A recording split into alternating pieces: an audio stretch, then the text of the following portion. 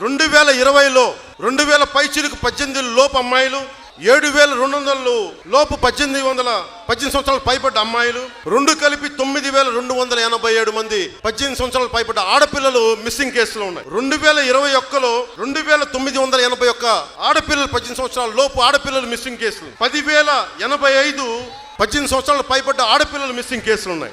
అన్ని లెక్కేసుకుంటే 31,177 మిస్సింగ్ కేసులు ఆడపిల్లలు ఒక ఆంధ్రప్రదేశ్లోనే.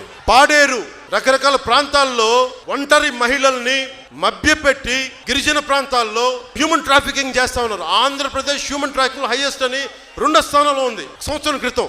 ఇది ఢిల్లీ జాతీయ నిఘా విభాగానికి చెందిన పోలీస్ అధికారి నాకు స్వయంగా చెప్పిన మాట 2 సంవత్సరాల క్రితం. నేను నమ్మలా అంత ఉంటుందా అని. తర్వాత ఇప్పుడు ఎన్సీబీ, ఈ national crime records bureau report తీస్తే అది నిజమని తెలుస్తా ఉంది. అందుకనే మన అమిత్ షా గారు అలా మాట్లాడారు. సో వీళ్ళందరూ ఎందుకు ఆంధ్రప్రదేశ్లో ఇంతమంది ఆడపిల్లలు మిస్ అవుతున్నారు? గంజాయి మత్తులో.